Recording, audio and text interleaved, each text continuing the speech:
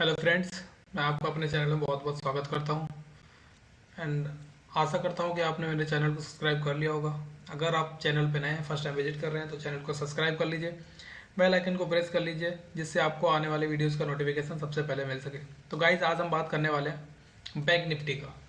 हम आज देखेंगे बैंक निफ्टी आने वाले नेक्स्ट वीक में कैसे परफॉर्म कर सकता है। तो गाइज, हम आ गए हैं बैंक निफ्टी के चार्ट पे, और जैसा कि आप चार्ट पे देख पा रहे होंगे, जो 42,700 और 42,720 का जो रेंज है, उसको बैंक निफ्टी ने कहीं ना कहीं 2 से 3 बार, या फिर मैं कहूँ 3 से 4 बार बहुत ही शार्प पॉइंट को रेजिस्टेंस लिया हुआ है। शार्प मीन्स 42,720 मीन्स 42,720 को ही रेजिस्टेंस लेके निफ्टी बैंक निफ्टी जो है बार बार नीचे आ गया है। लेकिन कहीं ना कहीं मार्केट अभी फिर से उसके ही एक रेंज में बना हुआ है। तो देखते हैं कि कल के दिन मार्केट कैसा क्या कर सकता है। चलिए गाइज, हम डिस्कस करेंगे। सबसे पहले हम डिस्कस करेंगे scenario gap down and flat का।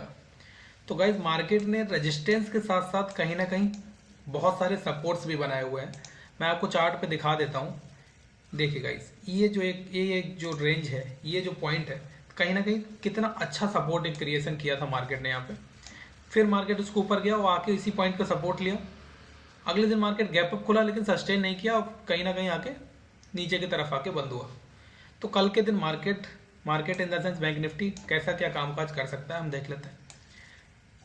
गाइस, अगर कल के दिन मार्केट जो बैंक निफ्टी है वो फ्लैट ओपन होता है, एंड फ्लैट ओपन होगा, फ्लैट ओपन से मेरा मतलब है कि मैं मान के चलता हूँ कि ये 2 पॉइंट के बीच में ही बैंक निफ्टी ओपन होता है। ये 2 पॉइंट के बीच में जो गैप है वो कहीं ना कहीं 70-80 पॉइंट का है। अगर इनके बीच में बैंक निफ्टी ओपन होता है, या फिर इसके बीच में मान लो कि यहाँ कहीं इस पॉइंट के बीच में बैंक निफ्टी ओपन होता है, ये एक फ्लैट नहीं, कहीं ना कहीं कल पूरे दिन का एक कैंडल है, और ये 100-150 पॉइंट है बैंक निफ्टी में। आजकल हम इसको फ्लैट ही मान सकते हैं।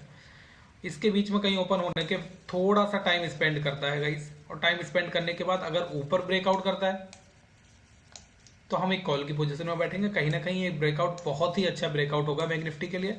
और बैंक निफ्टी अगर ऊपर की तरफ ब्रेकआउट करता है तो हमारे जो टारगेट रहेंगे बैंक निफ्टी में गाइस, कहीं ना कहीं इस ट्रेंड लाइन के रहेंगे। इस ट्रेंड लाइन में आपको दिखाऊंगा कहाँ से चली आ रही है।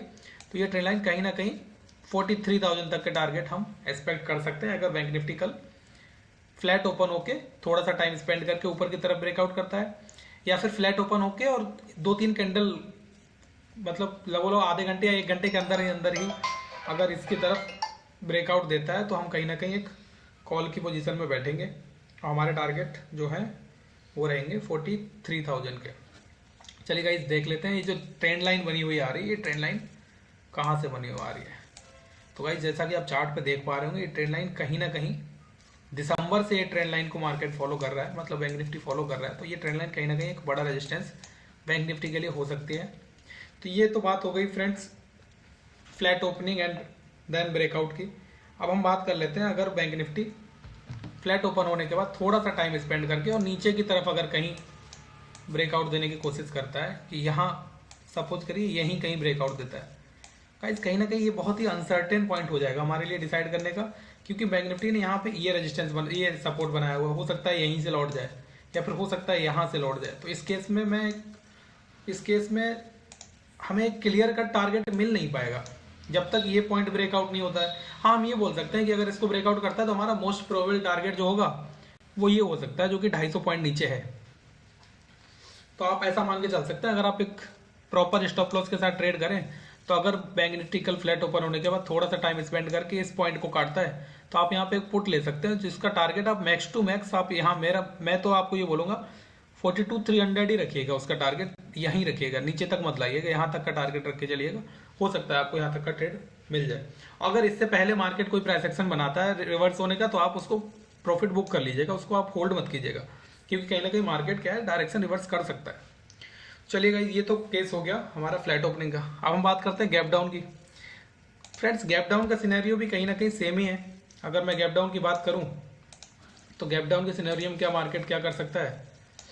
तो गैप डाउन के सिनेरियो में अगर मार्केट इस पॉइंट से, जहां कल क्लोजिंग मार्केट ने दी थी, इससे नीचे क्लोज देता है, तो हम एक क्लियर कट प्राइस एक्शन का वेट करेंगे। हम डायरेक्ट ट्रेड में कूदेंगे नहीं, जब तक इस पॉइंट को ब्रेक नहीं करेगा हम पुट में नहीं जाएंगे। हम क्या करेंगे, एक प्राइस एक्शन का वेट करेंगे, और कहीं ना कहीं अगर सपोज कीजिए उसने बॉटम की तरफ आके एक प्राइस एक्शन बनाया ना, यहाँ कहीं पे आके सपोज जैसे कि ये एक जोन था, यहाँ कहीं पे आके उसने प्राइस एक्शन बनाया, हम कॉल की पोजीशन में बैठेंगे और अपना टारगेट पहला लेके चलेंगे 42,700। चलिए मैं इसको इरेज कर देता हूँ, थोड़ा सा ज़्यादा रफ हो गया है। चलिए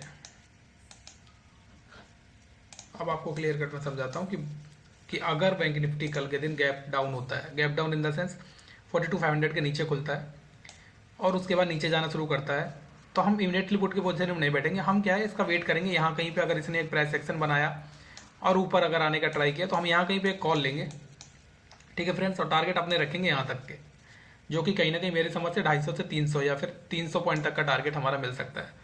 क्योंकि ये सपोर्ट क्रिएशन यहाँ पे ऐसा है ना कि हो सकता है कि मार्केट कहीं से भी रिवर्स करे, यहाँ से रिवर्स करे या यहाँ से रिवर्स करे, तो जहाँ भी आपको प्राइस एक्शन मिले अब वहाँ से कॉल की पोजीशन में बैठिएगा, यहाँ तक आप पुट की पोजीशन में मत बैठिएगा। मेरा मानना तो यही है। चलिए फ्रेंड्स अब हम बात करते हैं एक गैप अप सिनेरियो की। अगर फ्रेंड्स कल के दिन मार्केट गैप अप होता है, gap up in the sense ये जो क्लोजिंग था 42,500 और ये जो कल की पूरी कैंडल थी, अगर इसको एनगल्फ करके यहाँ कहीं ब्रेकआउट देता है या फिर इससे ऊपर ही होता है या फिर यहाँ कहीं गैप अप करके ऊपर निकलता है, हम कॉल की पोजीशन में बैठेंगे। थोड़ा सा प्राइस एक्शन देख के हमारे टारगेट 42,300 करेंगे। ये तो बात हो गई फ्रेंड्स कल के लिए। अब थोड़ा सा एक नज़र डाल लेते हैं कि पूरे वीकली अगर चार्ट पे हम देखें तो वीकली चार्ट पे बैंक निफ्टी कैसा दिखाई दे रहा है। तो कहीं ना कहीं फ्रेंड्स वीकली चार्ट पे जो बैंक निफ्टी है पिछले एक महीने से एक रेंज में बना हुआ हमें नज़र आ रहा है, जैसा कि आप देख पा रहे होंगे। कहीं ना कहीं 41,500 और 43,500 ये जो 2,000 पॉइंट का रेंज था, पूरे महीने मार्केट इसी में बना रहा है। और इसमें भी कैसे बना रहा है, मार्केट कहीं ना कहीं जो इनसाइड कैंडल्स देता जा रहा है, एक बड़ी बेयरिश कैंडल दी, फिर उसके बाद एक बुलिश कैंडल दी, फिर एक बेयरिश कैंडल दी उसके अंदर, फिर 2 डोजी बना दी, तो मार्केट यहाँ से किधर भी जा सकता है। फ्रेंड्स नेक्स्ट मंथ जो 1 फरवरी है उसके दिन बजट है, तो हो सकता है कि मार्केट बजट के बाद कोई एक डायरेक्शन पकड़े और उस डायरेक्शन में बहुत ही अच्छा मूव हमें दे। तो मैं आपको इस वीक में लॉन्ग टर्म में बुलिश या फिर बेयरिश होने का सजेशन नहीं दूंगा, क्योंकि मार्केट कहीं ना कहीं जो बजट है मार्केट के लिए वो एक बहुत बड़ा इवेंट है। तो आप इस वीक, आने वाले वीक में लॉन्ग पोजीशन मत बनाइएगा, ये मेरा आपके लिए एक सलाह है। हाँ, आप डेली बेसिस पे ट्रेड कर सकते हैं, लेकिन आप लॉन्ग या फिर शॉर्ट मत जाइएगा जब तक बजट ओवर नहीं हो जाता है। ठीक है फ्रेंड्स, चलिए फ्रेंड्स कल देखते हैं मार्केट कैसा क्या कामकाज करता है। मैं आशा करता हूँ आप अच्छे से ट्रेड करेंगे एंड प्रॉफिट बनाएंगे। I wish you all the best. Thank you guys, thank you very much.